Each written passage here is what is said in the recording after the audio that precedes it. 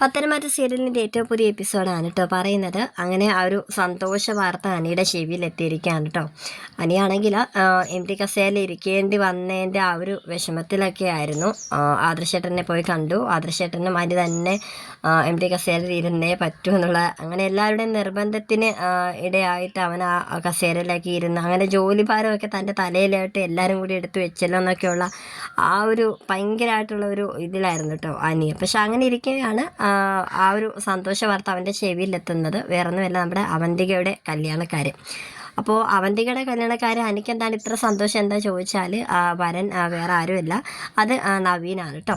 അങ്ങനെ അവന്തികയും നവീനും തമ്മിലുള്ള ആ ഒരു കല്യാണം അനന്തപുരി തറവാട്ടുകാർ ആലോചിച്ച് തുടങ്ങിയിരിക്കുകയാണ് കേട്ടോ.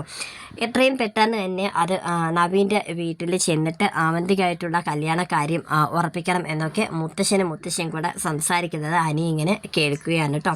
അങ്ങനെ അനി അപ്പോൾ മുത്തശ്ശിയും സംസാരിക്കുന്ന ഇടക്കോട്ട് അനി അങ്ങോട്ട് ചെന്നിട്ട് പറയുന്നുണ്ട്, ഇത് നല്ലൊരു തീരുമാനം തന്നെയാണ്, ഞാനും ഇത് പറയാനിരിക്കുമായിരുന്നു എന്നിങ്ങനെ അനി പറയാണ് കേട്ടോ. നീ ഇവിടെ നിൽപ്പുണ്ടായിരുന്നോ, ഞങ്ങൾ പറയുന്നതെല്ലാം കേട്ടുകൊണ്ടെന്നിങ്ങനെ മുത്തശ്ശിയും കൂടെ പറയാണ്. അങ്ങനെ അനി പറയാണ്, നല്ലൊരു കാര്യം പറഞ്ഞുകൊണ്ടിരിക്കുമ്പോഴത്തേക്കും അതിൻ്റെ ഇടയ്ക്ക് വന്നാൽ അത്ര വലിയ കുഴപ്പമൊന്നുമില്ലല്ലോ, ഇത് അങ്ങനെ രഹസ്യ കാര്യങ്ങളൊന്നും അല്ലല്ലോ എന്നൊക്കെ ഇങ്ങനെ പറഞ്ഞ് അനി പറയുന്നുണ്ട്. നവീനെ എനിക്ക് നന്നായി അറിയാം, അവൻ നല്ലൊരു ചെറുപ്പക്കാരനാണ്, അതുകൊണ്ട് അവന്തികയ്ക്ക് ഇതിൽ മികച്ചൊരു ചെറുക്കനെ ഇനി കിട്ടാനില്ല എന്നൊക്കെ ഇങ്ങനെ പറയാണ് കേട്ടോ. ഈ ഒരു കല്യാണക്കാര്യം അഭിയോടും ജലജയോടും മുത്തശ്ശൻ സംസാരിക്കുന്നുണ്ട് കേട്ടോ. ജലജ അപ്പോൾ എന്തുകൊണ്ടും അവൻ ഒന്നുമില്ലെങ്കിലും അവനൊരു വക്കീലല്ലേ, ഇവിടുത്തെ നമ്മുടെ തറവാടിനെ തന്നെ രക്ഷിച്ചെടുത്ത മുതലല്ലേ, അപ്പോൾ പിന്നെ അവന്തിക മോളുകളെ അവനെ കൊണ്ട് കെട്ടിക്കുന്നതിൽ എനിക്ക് താല്പര്യക്കുറവൊന്നും ഇല്ല എന്നിങ്ങനെ പറയാണ്.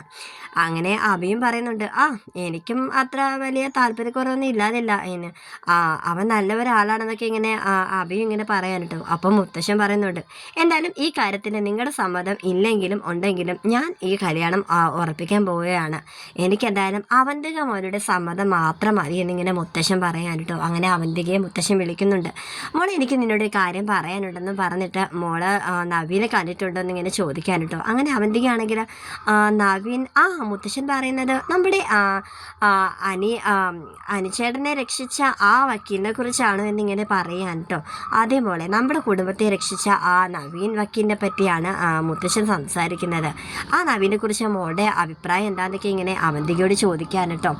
അതിപ്പോൾ ഞാൻ എന്ത് പറയാനാ മുത്തശ്ശ, ഞാൻ കേട്ടിടത്തോളം നവീൻ ചേട്ടൻ നല്ലൊരു ചേട്ടൻ തന്നെയാണെന്നാണ് ഞാൻ അറിഞ്ഞിരിക്കുന്നതെന്നൊക്കെ ഇങ്ങനെ പറയാൻ കേട്ടോ. അങ്ങനെ മുത്തശ്ശൻ അത് പറയാണ് അവന്തികയോട്, മോളെ മോൾക്ക് വേണ്ടിയിട്ട് നവീനെ ആലോചിച്ചാലോ ഞങ്ങളിങ്ങനെ ഒരു പ്ലാൻ ഉണ്ടെന്നൊക്കെ ഇങ്ങനെ പറയാണ്.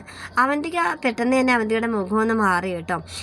അപ്പോൾ തന്നെ മുത്തശ്ശൻ പറയുന്നുണ്ട്, എന്താ മോളെ, മോൾക്ക് ഇഷ്ടമില്ല എന്നുണ്ടോ എന്നൊക്കെ ഇങ്ങനെ പറയാണ്. പിന്നെ പെട്ടെന്നൊരു പുഞ്ചിരിച്ചുകൊണ്ട് അവൾ തന്നെ പറയുന്നുണ്ട്, ഇല്ല മുത്തശ്ശനും കൊടുക്കുന്ന ഏത് തീരുമാനവും എനിക്ക് സമ്മതം തന്നെയാണെന്ന് പറഞ്ഞ് അവൾ മുറിയിലേക്ക് കയറി പോവാണ് കേട്ടോ. ഈ ഒരു വിവരം ഉടനെ തന്നെ അവന്തികയുടെ അച്ഛനെ വിളിച്ച് പറയുന്നുണ്ട്.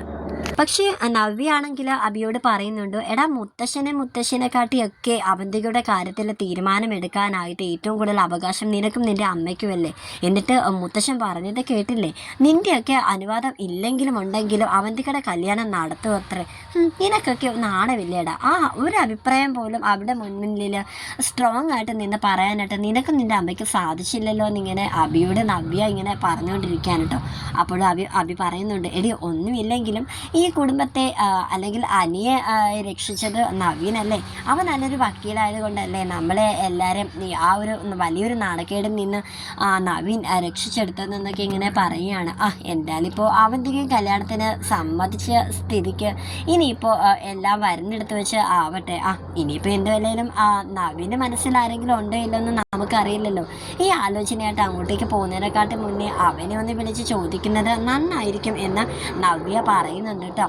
അങ്ങനെ എല്ലാവരും കൂടി നവീൻ്റെ വീട്ടിലേക്ക് പോകാനായിട്ട് തീരുമാനിച്ചിരിക്കുകയാണ് കേട്ടോ. അനി അപ്പോൾ ഈ ഒരു സന്തോഷ വാർത്ത അറിയിക്കാനായിട്ട് നന്ദുവിനെ വിളിക്കുന്നുണ്ട്, രാത്രിയിൽ ഫോൺ ചെയ്യുന്നുണ്ട് കേട്ടോ. അപ്പോൾ അനിയുടെ കോൾ വന്നപ്പോൾ തന്നെ നന്ദു എടുത്ത് സംസാരിക്കുകയാണ്. അങ്ങനെ അനി പറയുന്നുണ്ട്, ഞാൻ നല്ലൊരു ഹാപ്പി ന്യൂസ് പറയാൻ പോവാണെന്ന് പറയാൻ കേട്ടോ. ഈ രാത്രിയിൽ ഇപ്പോൾ ഹാപ്പി ന്യൂസുമായിട്ട് നീ വിളിക്കുന്നുണ്ടെങ്കിൽ അത് ഭയങ്കര വലിയൊരു സന്തോഷ വാർത്ത തന്നെ ആയിരിക്കുമല്ലോ എന്നിങ്ങനെ പറയാണ് കേട്ടോ. അങ്ങനെ അനി പറയുന്നുണ്ട്, എടി നമ്മുടെ നവീനും അവന്തികയും തമ്മിലുള്ള കല്യാണം ഉറപ്പിക്കാൻ പോവാണെന്നുള്ള കാര്യം പറയാൻ കേട്ടോ. നന്ദു ആണെങ്കിൽ നന്ദുവിന് ഒത്തിരി സന്തോഷത്തോടെ ആഹാ നവീനേട്ടൻ നേരത്തെ വിളിച്ചപ്പോൾ കൂടിയും ഇതിനെപ്പറ്റി ഒന്നും പറഞ്ഞില്ലല്ലോ എന്ന് പറയാൻ കേട്ടോ. അപ്പോൾ അനി പറയുന്നുണ്ട് ഓ അവനപ്പോൾ നിന്നെ വിളിച്ചതേ ഉള്ളൂ എന്നൊക്കെ ഇങ്ങനെ ചോദിക്കുകയാണ്. എന്നെ നവീനേട്ടൻ ഇടയ്ക്കിടയ്ക്ക് വിളിക്കുന്നുണ്ടല്ലോ, അത് ഞാൻ നിന്നോട് പറഞ്ഞിട്ടുണ്ടല്ലോ എന്നൊക്കെ പറയാണ്. അപ്പോൾ അനി ഇങ്ങനെ മനസ്സിൽ ഇങ്ങനെ വിചാരിക്കാൻ കേട്ടോ, ദൈവമേ ഇനി അവന്തിയായിട്ടുള്ള കല്യാണം ആലോചന ഇവിടുന്ന് അങ്ങോട്ട് ചെല്ലുമ്പോഴത്തേക്കും അവൻ ഇതിന് സമ്മതം അല്ലാന്നെങ്കിലും പറയുമോ, നന്ദിനുള്ള ഇഷ്ടം കാരണം എന്നൊക്കെ ഇങ്ങനെ ആലോചിച്ചിങ്ങനെ ടെൻഷൻ അടിച്ചിങ്ങനെ അനിയിരിക്കുകയാണ് കേട്ടോ.